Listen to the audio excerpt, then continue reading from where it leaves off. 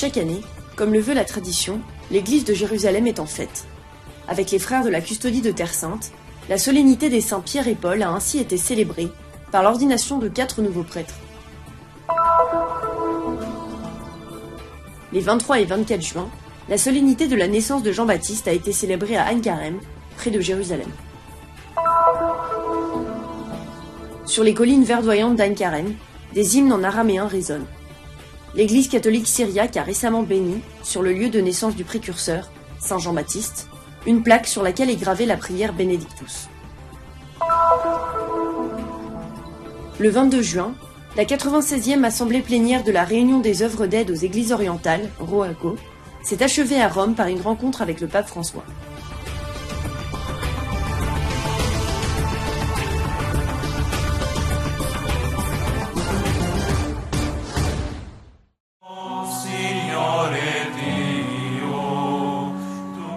Chaque année, comme le veut la tradition, l'église de Jérusalem est en fête. Avec les frères de la custodie de Terre Sainte, la solennité des saints Pierre et Paul, considérés comme les premiers piliers du christianisme, a ainsi été célébrée d'une manière particulière par l'ordination de 4 nouveaux prêtres.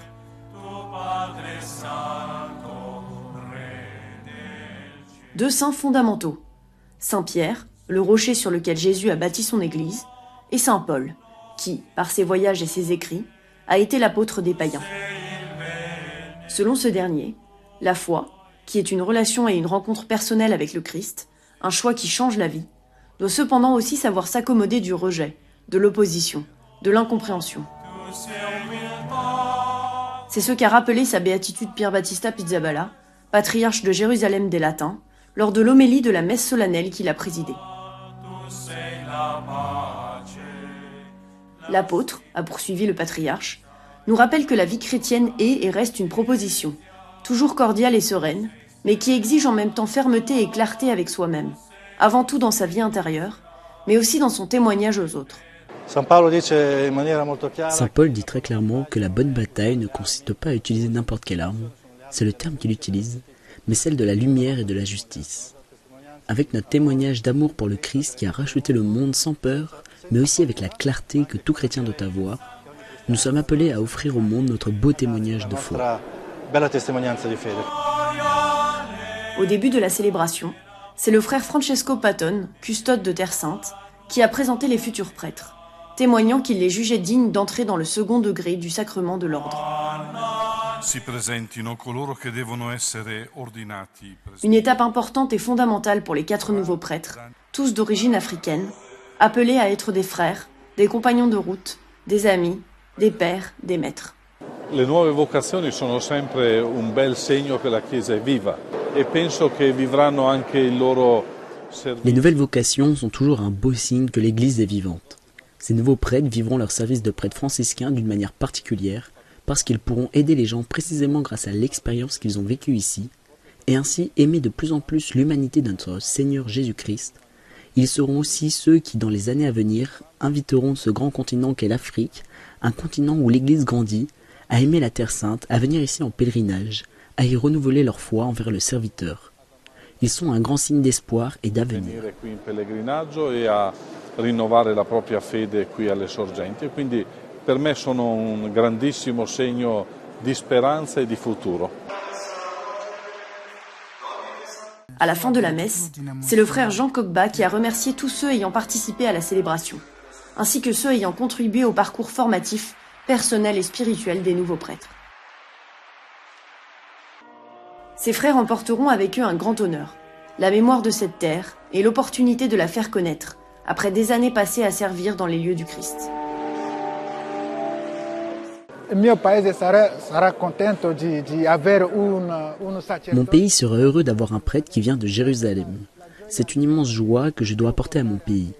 Après avoir marché dans les pas de Jésus dans son pays, dans sa terre, je retourne désormais chez mes parents. Ils seront tous heureux, joyeux, émerveillés, et ils m'aideront à continuer sur ce chemin. Contenti, meravigliati per aiutarmi ad andare avanti.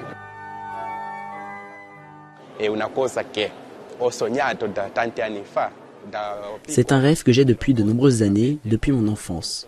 Aujourd'hui, c'est devenu une réalité. J'emporterai la Terre Sainte avec moi, où que j'aille dans mes futures missions. C'est une bénédiction.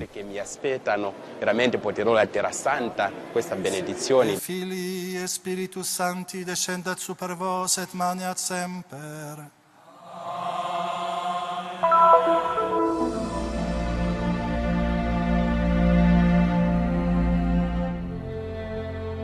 Il y a 60 ans, lors de la fête de Saint-Jean, au sein de la basilique Saint-Jean de Latran à Rome, le Saint-Pape Jean XXIII a parlé du précurseur du Christ en le désignant comme la fleur solitaire et tardive de Zacharie et d'Élisabeth. La vénération de ce prophète du Très-Haut a un caractère universel parce qu'il a arrêté le cours de l'Ancien Testament et ouvert la porte au Nouveau. Pour commémorer le souvenir du précurseur de Jésus, la communauté franciscaine de la Custodie de Terre Sainte, les pèlerins et les chrétiens locaux se sont donc réunis pour louer les merveilles du Seigneur. Les premières vêpres ont été présidées par le frère Alessandro Coniglio.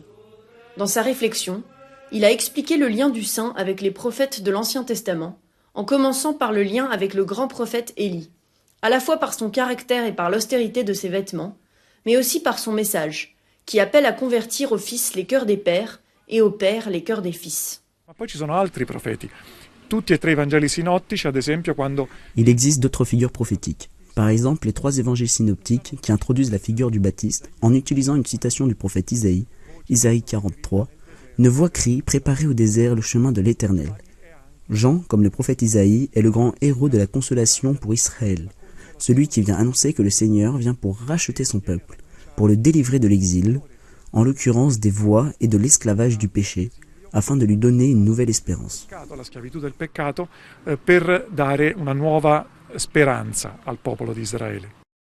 prophète du jugement utilise des mots incisifs. La hache est déjà prête à couper les arbres à la racine, et il, le Christ, brûlera la paille dans un feu qui ne s'éteint point. Des images fortes tirées du prophète Malachie dans les dernières pages de l'Ancien Testament. Jean reprend la prédication de Malachie qui annonçait le jugement de Dieu. Un jugement qui n'est pas seulement de condamnation, mais aussi d'espérance pour ceux qui se laissent convertir, qui se laissent interroger. Après la récitation des vêpres, tout le monde est descendu à la grotte où sainte Élisabeth a caché Jean-Baptiste. La tradition situe ici les années de préparation de Jean au ministère public, après le massacre des innocents. Il est probable qu'il s'y soit réfugié avec Élisabeth, car les croisés y conservaient également une tombe vénérée comme celle de la mère de Jean. Après la mort de cette dernière, Jean vécut ici dans la solitude, en ce sens le désert est retiré en grec, qui lui a servi précisément de temps de préparation pour apprendre à écouter la voix de Dieu et pouvoir ensuite la transmettre à d'autres.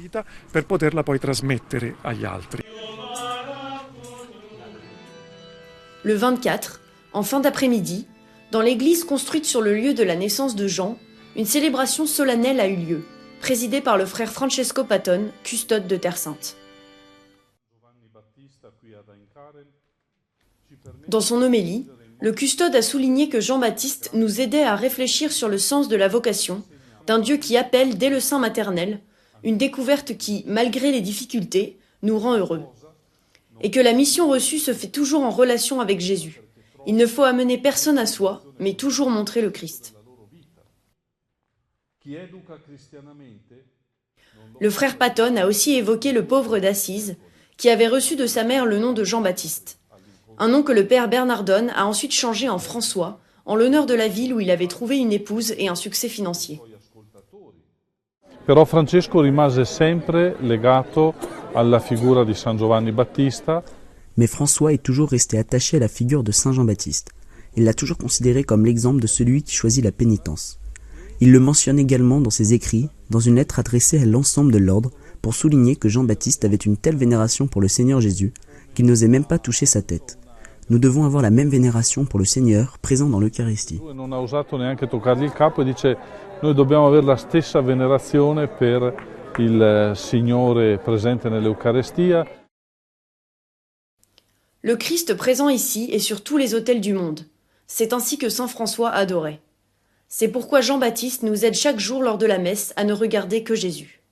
Giovanni Battista è proprio fondamentale anche nella liturgia perché al momento della comunione. Jean-Baptiste est également fondamental dans la liturgie, parce qu'au moment de la communion, juste avant de recevoir le corps du Christ, nous utilisons ces paroles pour indiquer que Jésus est réellement présent dans le pain consacré.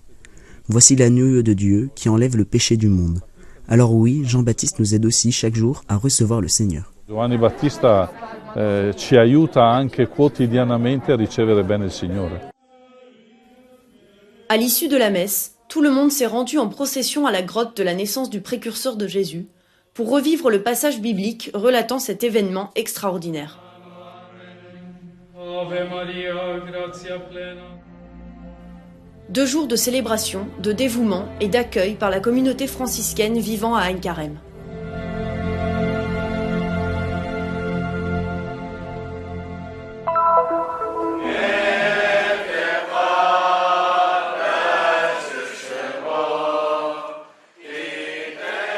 Avec cette émouvante prière du Notre Père chantée en araméen, langue parlée par le Christ, et encore aujourd'hui langue liturgique de l'Église syriaque, la communauté syriaque catholique de Jérusalem célèbre un événement important.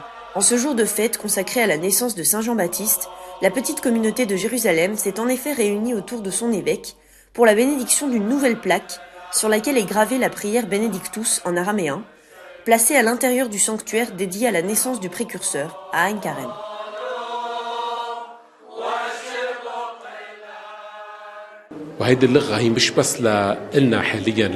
Cette langue n'est pas seulement ma langue ou celle de mes paroissiens présents avec moi aujourd'hui pour célébrer la naissance de Saint Jean-Baptiste.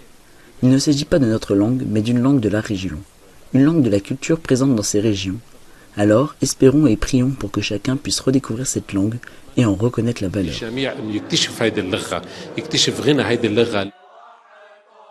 L'église syriaque est aujourd'hui une église catholique orientale sui iuris, en communion avec Rome, mais aussi avec sa propre langue, rites, structure ecclésiastique et législation. Elle compte aujourd'hui entre 160 000 et 200 000 membres dans le monde.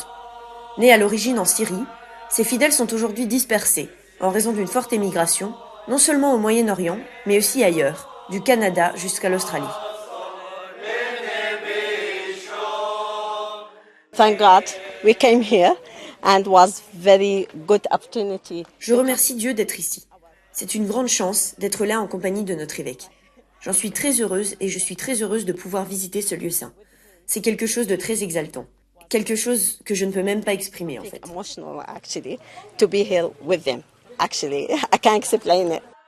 La spiritualité de l'église syriaque catholique a conservé l'esprit profondément fraternel, empreint d'un amour vivant pour le Christ, qui animait la première communauté chrétienne dont elle est issue. Cette église est en effet liée à Antioche, deuxième siège apostolique après Jérusalem, et selon l'historien Eusèbe de Césarée, elle a été fondée par Saint Pierre lui-même, qui en fut le premier évêque.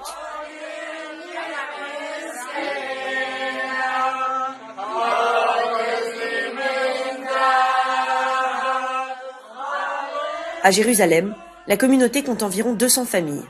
Le rite et la liturgie syriaque, établis entre 250 et 400 après Jésus-Christ, figurent historiquement parmi les plus riches de toute la chrétienté.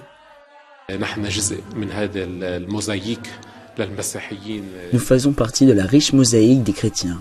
Nous sommes une petite église, une petite communauté, mais comme on s'amuse à le dire, s'il manque ne serait-ce qu'une petite pierre dans la mosaïque, cela se voit et ce n'est pas beau. Voilà ce que nous sommes, une petite pierre dans la mosaïque de ce pays. Nous partageons avec les différentes communautés chrétiennes la spiritualité de ces lieux. Nous vivons les mêmes vertus que les autres communautés chrétiennes, et nous voulons maintenir notre présence ici, parce que nous la considérons comme un point de départ. Nous ne pouvons pas abandonner cette terre parce que c'est ce qu'elle est, un point de départ. C'est une terre de bénédiction, de paix et de joie.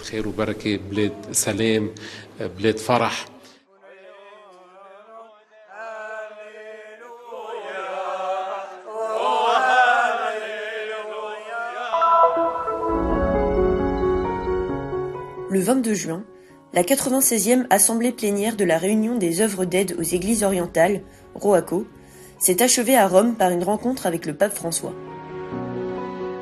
L'assemblée, présidée par Monseigneur Claudio Gugirotti, préfet du Dicaster pour les églises orientales et président de la ROACO, a couvert divers sujets, notamment la situation en Terre Sainte, en Turquie et en Iran. Les participants ont également entendu un groupe de jeunes venus à Rome pour l'occasion, issus de 13 pays. Cette année, la Rokao, la réunion des œuvres d'aide aux églises orientales, a été particulièrement importante. Parce que nous avons également reçu des nouvelles concernant les actualités brûlantes des églises orientales. Non seulement des informations sur la réalité du Moyen-Orient, mais aussi sur la réalité de la Turquie, de l'Éthiopie et de l'Iran. Pour nous, il s'agit d'informations très précieuses. E anche dell'Iran, quindi direi delle informazioni per noi molto preziose. La situation en Terre Sainte a été présentée par le nonce apostolique de Terre Sainte, Monseigneur Adolfo Tito Ilana, le frère Francesco Patton, custode de Terre Sainte, et le vice-chancelier de l'université de Bethléem, Peter Bray. Ont également été communiquées des informations sur la collecte 2022 Pro Terra Santa.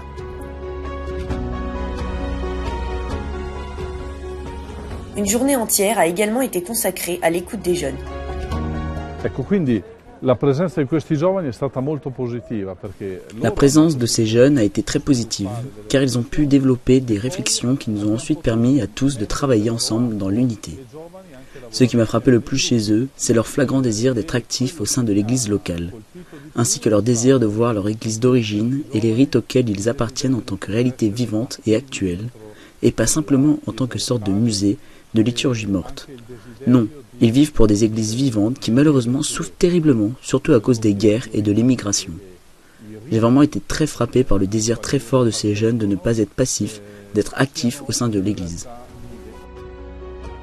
Le mot compassion a été au centre du discours donné par le pape, en hommage aux efforts récents de la ROACO pour aider à soigner les blessures causées par le tremblement de terre en Turquie et en Syrie, au milieu de la souffrance quotidienne de peuples durement éprouvés.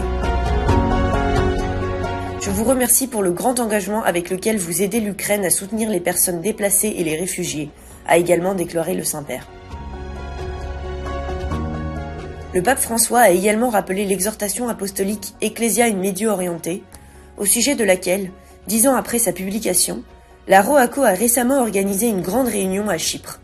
Dans ce document, Benoît XVI encourageait les jeunes à cultiver continuellement la véritable amitié avec Jésus par la force de la prière.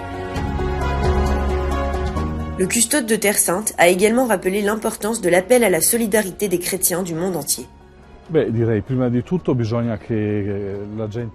Les gens doivent connaître la souffrance des chrétiens vivant dans les territoires des églises orientales.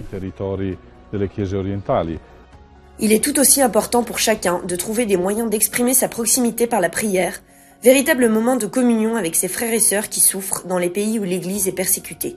Là où elle est réduite au minimum, la solidarité concrète est d'autant plus importante.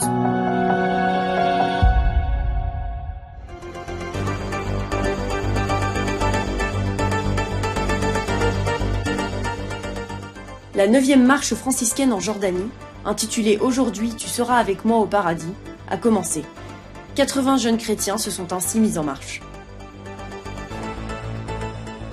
7 frères franciscains de la custodie de Terre Sainte ont été invités à une visite guidée du musée, dont la nouvelle exposition a été inaugurée au début du mois de juin. Un groupe de femmes musulmanes de l'association Setak Beldenia de Jérusalem a visité le siège de la custodie de Terre Sainte. Une première qui s'inscrit dans le cadre des visites du couvent ouvertes à tous les visiteurs.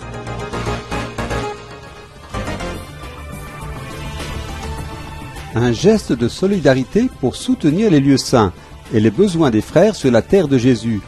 Nous collaborons à la mission de la custodie de Terre Sainte. Nos comptes se trouvent dans le QR code, le code QR.